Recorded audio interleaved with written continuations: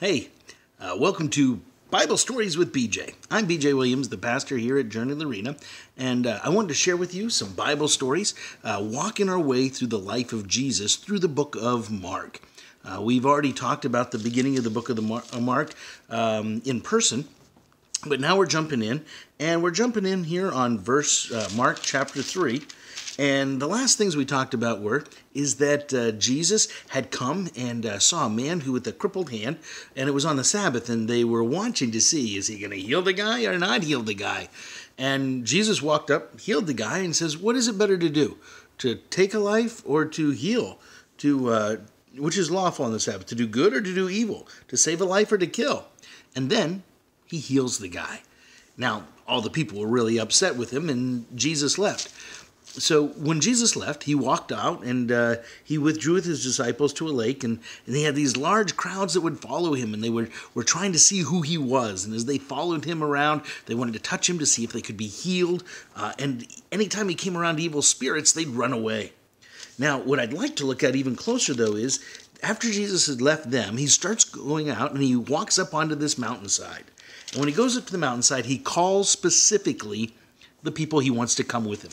And we call those specific people the 12 disciples. Now, I'm going to read off their names, but I want to tell you a little bit about them, as much as we possibly know. So these are the 12 he appointed. Now, Simon is the first one, and we call him Peter.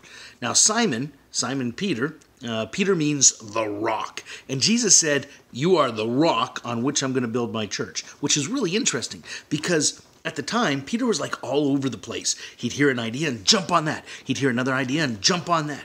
As a matter of fact, in one of the stories with Peter, we see that in just the same little section, first of all, he recognizes that Jesus is the Christ and says, you are the Christ, the Son of God. And just a short bit after that, Jesus has to say, get behind me, Satan, because he's telling him not to go to the cross. So Peter's all over the place. But Jesus sees in Peter something that not everyone else did at the time. He saw him as the rock on which he'd build his church, a firm foundation, not one that jumps around, but one that would be totally committed to him.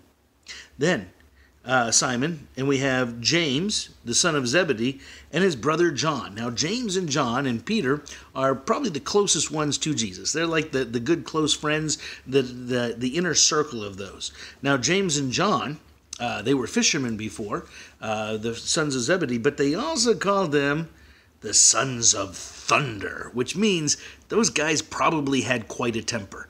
Those guys' temper would go straight through the roof. Whoa! As a matter of fact, one of the places that they went to, Jesus, the people don't want Jesus at all, and they want Jesus to call down fire and brimstone and burn the city to the ground right there. So they're the sons of thunder.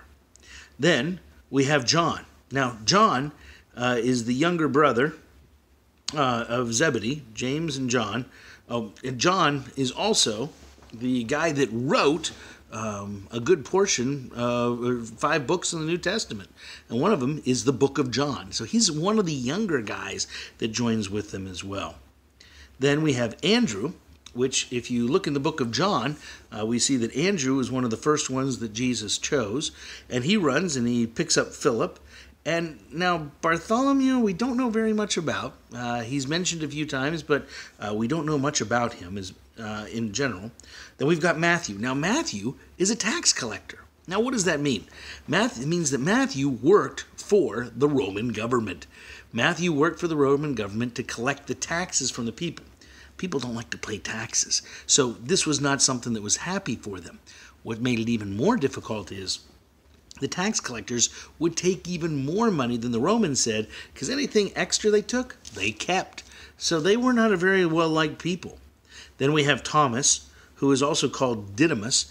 Didymus means twin. And one of the places I've read said that he looked a lot like Jesus. Didymus and Thomas and Jesus looked a lot alike. Now you'll know Thomas most of all probably by hearing the name Doubting Thomas, in which he didn't believe right away that Jesus had come back from the dead until he got to touch him.